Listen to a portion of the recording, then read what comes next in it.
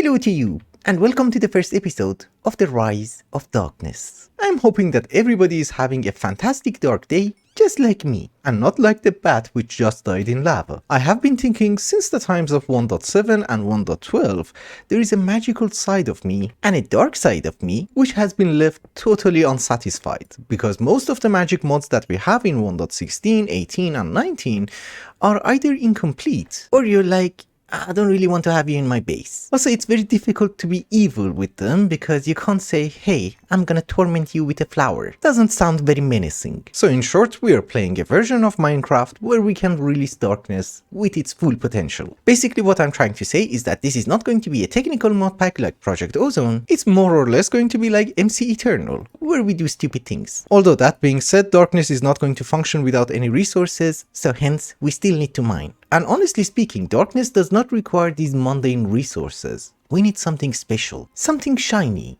and purple, like that. Draconium. Because as I have already mentioned, darkness at its fullest potential is kind of expensive. I have also been playing for a while because I thought nobody wants to watch me gather resources, and I was not expecting that long. Time flies. Therefore we would be able to get to the good stuff much faster.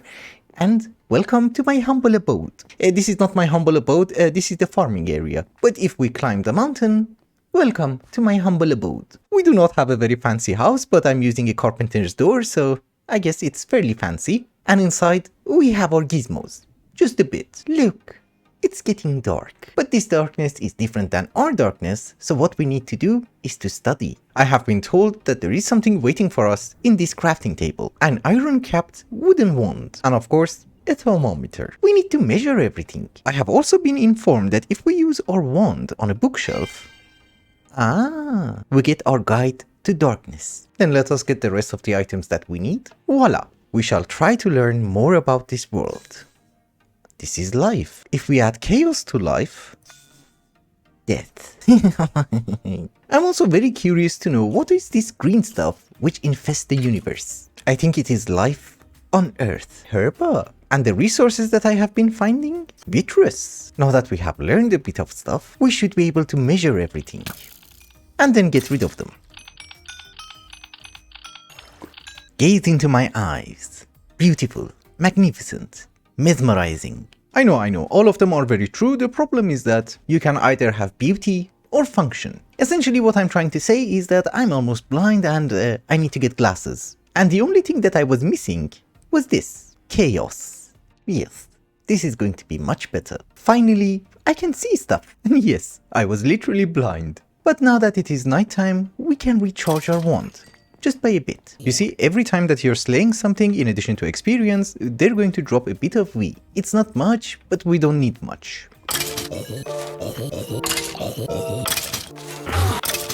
Very good.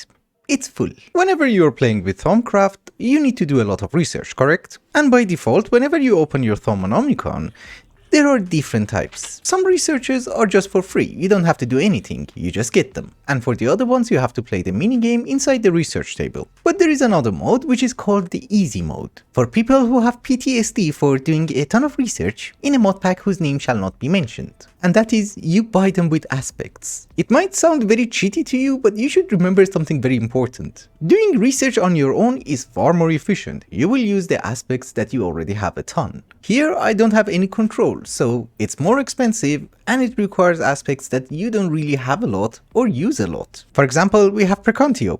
I might not have Precontio. Too bad, we have to make it. Although right now I actually have it, so it's not a problem. But for it not to be a problem, we are going to need something called deconstruction table. It's expensive, for now. So let us make a deconstruction table and I will explain to you what does it do. There you go. We put it over here. And what it does is fairly simple. In order to do research, you're going to need different types of aspects, correct? And how do you get aspects? Well, you have to scan stuff. But eventually you're going to run out of things to scan. So hence, the deconstruction table. You put an item inside, it's gonna break it down to its primal aspects. And you will learn it. You see? We're gaining knowledge. There are 6 types of primal aspect which make the other compound aspects. So again, yeah, it's called the easy mode, but it's not that easy. I'm just doing this because I'm really tired of the minigame, otherwise it doesn't make any sense. All of that being said, we need to start advancing. So far we have the iron-capped wooden wand. Now we want you, the gold-banded greatwood wand. And I thought I have been prepared. I don't have greatwood, which is perfectly fine because there is a magical forest right next door. But there is a note. Those are good notes. So we take a greatwood tree. That should be more than enough. And I'm very sorry, but we take you too. Oh nice, it doesn't kill those.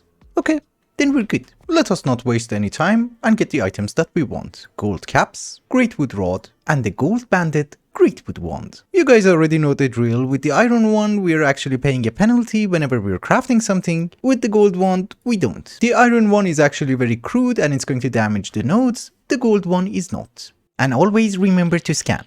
But if we want to be a very good wizard, it's not just enough to do theoretical research, we also have to get our hands dirty. Hence we need to do some more magic in the form of alchemy. And obviously what we are trying to do is that we are trying to get some balanced shards by mixing all the other shards. And in the process we also get some thaumium. And make a mess. You know, that should be enough mess for today. We move on. Yeah. Always nice. Okay, now that we have the items that we need and I have already done the researches that we need, let's get cracking.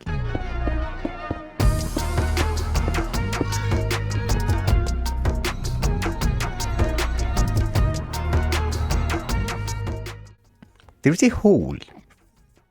Somewhere. It's a very good thing that I made myself the boots of the traveler, otherwise running away from mobs so that they would despawn would have taken ages. So as I was saying before I was rudely interrupted by a few mobs, our goal is to make a wand. The thaumium bossed silverwood wand. Capacity 100 and 15% discount. I like that. However, despite whatever I just did, you might notice we can't craft it. Our wand gives us a 5% discount and it's full. And still we can't pay for it. That is because we need a bit more discount. So this is why we have the thaumaturge's robes. Well, the armor essentially, that gives us a bit of discount. So there you go, we have the wand. As you guys already know, this is already a very decent wand. The problem is, we have something called Thaumic Tinkerer in this mod pack, and it gives you something called Ichor. So you can get a wand with a capacity of 1000. You can get armor better than Draconium, and you can get a pick far better than the Draconic Staff of Power. And that is the goal. But obviously our immediate goal is to just charge up this stupid wand. Since our main goal is to get into Thaumic Tinkering and unlock the Kami stuff, we're gonna need millions of resources. Therefore, this is not just going to be the journey of darkness, we also need to take care of technology as well as our body. Not just the soul, and by body I just meant food. One thing that I have shown you already is that we do have a very small farm. We're planting wheat, sugarcane, and obviously netherwort. I have also made myself a very fancy kitchen using DecoCraft, you know, with purple chairs, and we do have a very small chicken pit for eggs. But you might notice that the eggs are on the ground, because I'm not collecting them at this very moment. True, easily we can use a hopper, but let's do something fun. In this mod pack, whenever you're looting a dungeon or something similar, what you're going to get is a one-time use safari net, or mob imprisonment tool, or whatever you want to call it. We also need to get ourselves one lead, because what we're going to do is that we're going to recruit our first minion of darkness. And no, I'm sorry, it's not a golem. What happened to water? It's okay, I'll fix it later. I remember seeing a few of them on the map, but now I can't find him. It's just chickens. Oh, I was going to say maybe they don't show up on the map, and they don't. You, my dearest friend, shall serve darkness for eternity. Whoa. I just saw this. I have died so many times.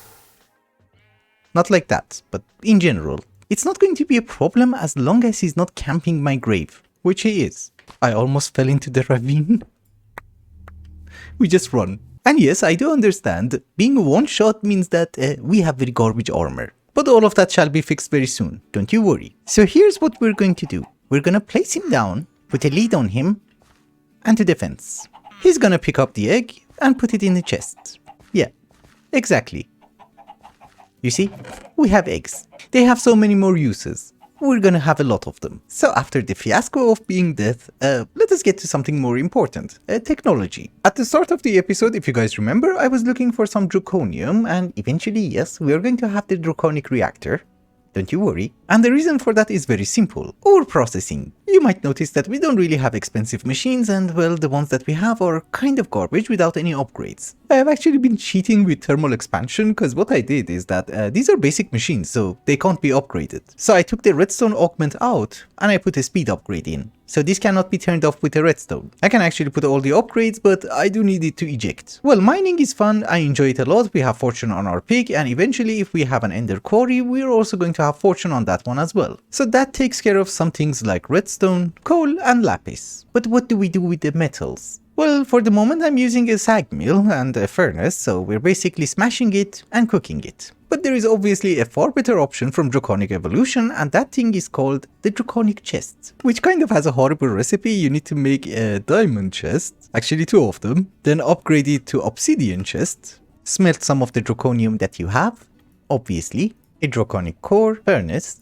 crafting table, and finally, the draconic chest. So this guy on its own is obviously a massive chest. Awesome. But the best part happens when you provide it with some power, you see? We're gaining some power, and voila, it has an internal furnace. And it's not doing 10 items at a time, it's doubling everything. You see, 58 stone, now it should be 60. So I just put 1 stack of cobblestone and I got back 2 stacks of stone. But wait a minute, that's not the best part. Best part is where I find some ores, yes, aluminium. It doesn't work with aluminium, I forgot, that's from Tinkers. You put 1 copper ore inside, and you get 2 ingots. So basically whatever ore processing that you have, this guy does it in 1 block. And it's purple. And you know, you can also put your garbage inside and pick it up, and it keeps the inventory. Now that we have a decent ore processing system in 1 block, I want to go on a very small session of mining. And I don't really want to be one-shotted again, so what we're going to do is that we're going to make some protection. Oh, you need a stack of dark steel. Okay. I'm not gonna lie to you, that's going to be super expensive for me. And a teeny tiny bit time consuming, considering the fact that you have to make dark steel in a garbage alloy smelter. And I think we have enough experience in order to do a decent enchantment. Okay, let me do some gizmos and I'll be right back. We also have a redstone furnace which doubles our food. It's crazy to have Ender IO and thermal expansion in one pack. It has been a while later and I finally came mining. I did all the enchantments and, well, we don't have crazy armor, but at least we are wearing pants. With protection too. So instead of taking 2 shots to kill us, maybe it takes 3 or 4. That's it. Anyways, as you guys already know, I'm never a fan of Tinkers. So normally at the first opportunity that I get, I switch with something magical, and what we have at this very moment is the pickaxe of the core. It's not a super crazy pickaxe, but I will explain to you what it does. Well, it does have the usual enchantments like efficiency and fortune, but what it does is that sometimes when you're mining ores, not this time, and not this time, you get a native cluster. Once you smelt it, that will give you 2 ingots and it's ore doubling. I was actually very curious. I wanted to know if you put it inside the draconic chest, is it going to give you like 4 ingots? We will check that after we get home. Another very important function is that it shows you where to dig and where not to dig. That's where we should dig. The dots, those are ores. And that orange thing is lava, so we shouldn't dig there. You see? Lava. Oh, and by the way, another thing that you might notice is that I'm not placing down any torches, and we all can see we're not in total darkness. I just made myself a very important night tour from Atomic Tinkerer. As long as you have it in your inventory, it will lit up the place. Kind of like Optifine with a torch. I don't like Optifine.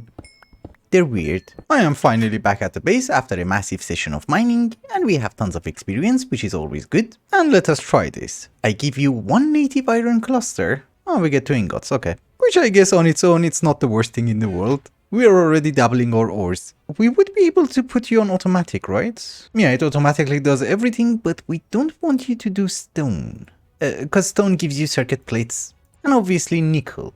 As a byproduct, we're going to get platinum. And it's very rare, so the draconium chest is not going to give it to us. Why do we get 2 different types of lead?